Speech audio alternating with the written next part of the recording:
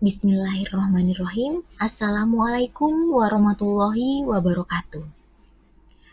Pada kesempatan kali ini, pada Latsar CPNS tahun 2021 golongan 3 angkatan 10 BPSDMD Provinsi Kalimantan Selatan, kami selaku kelompok 1 akan melakukan analisis isu global atau analisis isu kontemporer. Kami yaitu saya sendiri apoteker Nur Indriani Syarfuddin, sarjana farmasi, kemudian Ahmad Rifai, sarjana pendidikan, dan Dian Amalia, sarjana pendidikan. Baiklah, kita langsung saja.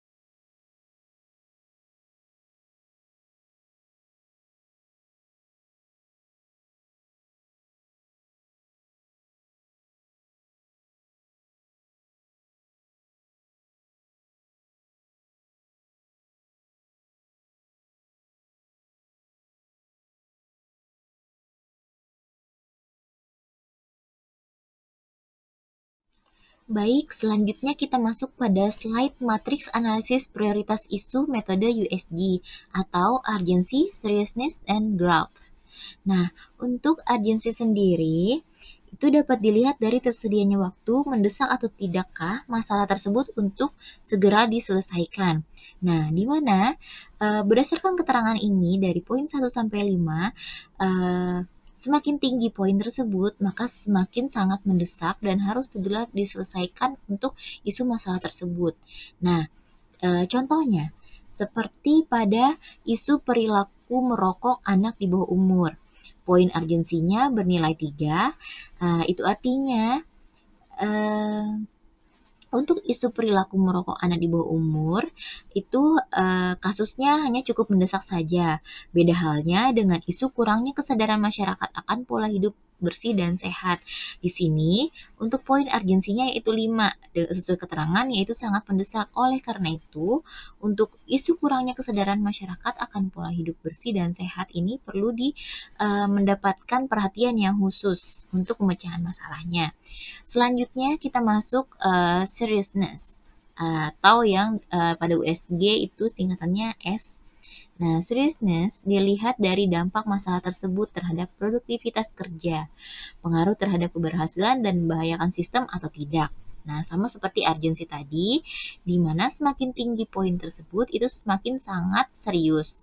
Nah, apabila poinnya 1, maka isu tersebut itu sangat tidak serius, sedangkan apabila dia berpoin 5, maka isu tersebut sangat serius. Nah, kita ambil contoh pada isu belum semua guru dan peserta didik menguasai teknologi daring. Nah, di sini poin seriusnya hanya bernilai 3, yaitu statusnya cukup serius. Sedangkan untuk isu rendahnya kesadaran penggunaan masker saat pandemi COVID-19, untuk poin seriousness-nya yaitu 5, yang berarti untuk isu ini masuk dalam kategori yang sangat serius. Kemudian kita masuk dalam kategori growth. Growth itu seberapa kemungkinan isu tersebut menjadi berkembang dikaitkan kemungkinan masalah penyebab isu akan makin memburuk kalau dibiarkan.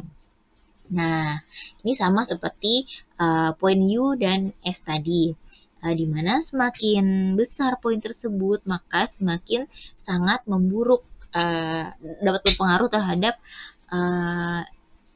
sistem-sistem dan kinerja yang lain. Oleh karena itu juga harus mendapatkan perhatian khusus apabila semakin tinggi poinnya di G.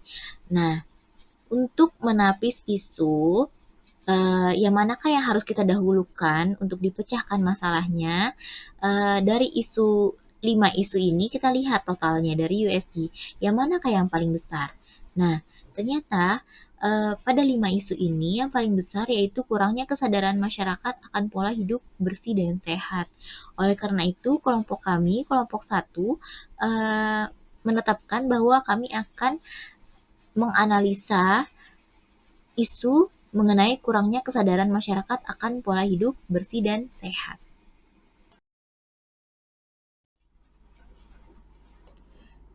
Baik, berdasarkan isu yang telah kami angkat tadi, yaitu kurangnya kesadaran masyarakat dalam penerapan PHBS, kami menentukan metode untuk memecahkan akar masalah dari isu tersebut. Nah, metode yang kami gunakan yaitu metode diagram fishbone atau diagram tulang ikan. Nah, dari sini kami cari faktor apa sajakah yang menjadi akar penyebab masalah terjadinya isu tersebut. Diperolehlah 5 faktor di sini, yaitu yang pertama manusia, kemudian mesin, kemudian uang, yang keempat lingkungan, dan yang terakhir adalah metode. Nah, di mana faktor penyebab manusia yaitu masyarakat mencuci tangan tidak menggunakan sabun, kemudian anggapan masyarakat mengenai sayur dan buah sebagai pelengkap itu kurang. Kemudian di faktor mesin itu sarana kehidupan yang serba praktis, kemudian media promosi PHBS yang kurang menarik, dan yang terakhir adalah alat serta area olahraga yang kurang. Kemudian untuk di era modern saat ini yang serba modern, kebanyakan orang berpikiran bahwa olahraga hanya sebatas di fitness saja. Sedangkan untuk biaya fitness sendiri itu harganya cukup mahal sehingga masyarakat sendiri agak keberatan untuk mengeluarkan biaya melakukan olahraga fitness tersebut. Selanjutnya faktor penyebab masalah yaitu lingkungan, di mana kurangnya perhatian dan dukungan beberapa pihak yang terkait. Kemudian tradisi menyediakan tempat cuci tangan di meja makan itu kurang. Kemudian tradisi makan berlemak dan kurang sehat itu yang selalu dijaga. Dan yang terakhir yaitu faktor metode. Nah, di mana beban kerja petugas itu cukup tinggi sehingga pendataan di rumah hanya dilakukan setahun sekali, yang seharusnya atau idealnya dilakukan sebulan sekali. Kemudian metode penyuluhan PHBS yang kurang menarik sehingga kurangnya menimbulkan kesadaran dalam diri masyarakat. Dan yang terakhir yaitu kurangnya inovasi petugas dan metode hanya sebatas sebagai penyuluhan semata. Setelah kami pelajari dan analisa, 5 faktor itulah yang menyebabkan berkurangnya kesadaran masyarakat dalam menerapkan pola hidup bersih dan sehat.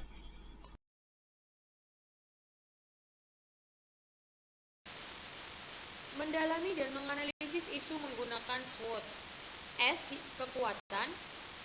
Pada penerapan PHBS dalam kehidupan sehari-hari, dapat menjadikan lingkungan bersih dan sehat, meningkatkan kesehatan dan daya tahan tubuh agar terhindar dari penyakit, meningkatkan kualitas hidup dan produktivitas belajar bagi siswa.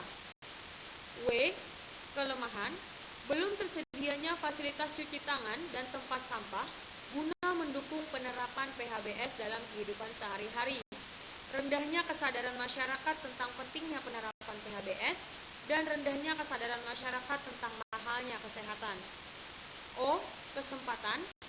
Dapat dilakukan dengan pembiasaan diri dari diri sendiri maupun keluarga dalam penerapan PHBS, melakukan penyuluhan-penyuluhan dan pengawasan-pengawasan yang signifikan dan berkesinambungan terkait penerapan PHBS dalam kehidupan sehari-hari di masyarakat. Terakhir, T. Ancaman. Dapat menimbulkan banyaknya kuman dan penyakit yang bersarang di lingkungan sekitar kita, sehingga mudah terserang penyakit dan banyaknya biaya yang harus dikeluarkan saat kita terserang penyakit. Kualitas dan produktivitas hidup menurun.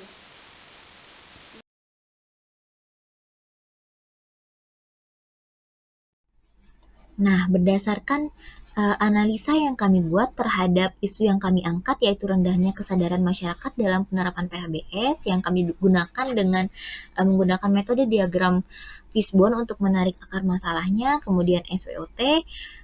Akhirnya kami menemukan penyebab dari isu tersebut, yaitu rendahnya kesadaran masyarakat tentang pentingnya penerapan pola hidup bersih dan sehat, kesadaran mahalnya sehat, dan belum tersedianya fasilitas cuci tangan dan tempat sampah. Nah, oleh karena itu, kelompok 1 menawarkan dua alternatif penyelesaian. Yang pertama, menyediakan fasilitas cuci tangan dan tempat sampah yang memadai, dan yang kedua yaitu pemberian penyuluhan dan pengawasan penerapan PHBS secara berkala. Nah, untuk alternatif penyelesaian yang pertama, yaitu menyediakan fasilitas cuci tangan dan tempat sampah yang memadai, dilakukan dengan beberapa tahapan. Yang pertama, mengidentifikasi fasilitas yang diperlukan dalam penerapan PHBS. Tahapan yang kedua, mengidentifikasi titik-titik lokasi yang perlu disediakan fasilitas PHBS. Tahapan yang ketiga, pengadaan fasilitas PHBS. Dan yang terakhir yaitu penempelan poster atau himbauan dalam penerapan PHBS di sekitar titik lokasi yang bertujuan untuk memberikan edukasi kepada masyarakat dan pembiasaan kepada masyarakat. Nah, hasil yang diharapkan dari alternatif penyelesaian ini yaitu tumbuhnya kesadaran masyarakat akan pentingnya penerapan PHBS pada kehidupan sehari-hari. Pihak yang terlibat yaitu seluruh masyarakat. Kemudian untuk alternatif penyelesaian yang kedua, yaitu pemberian penyuluhan dan pengawasan penerapan PHBS secara berkala.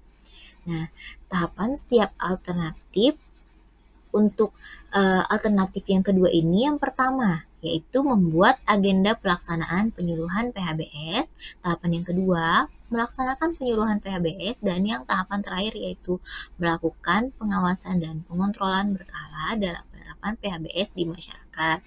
Harapannya dengan dilakukannya alternatif penyelesaian yang kedua ini, apabila masyarakat benar-benar dapat melakukan dan menerapkan PHBS dalam kehidupan sehari-hari, maka lingkungan akan menjadi lebih bersih dan sehat.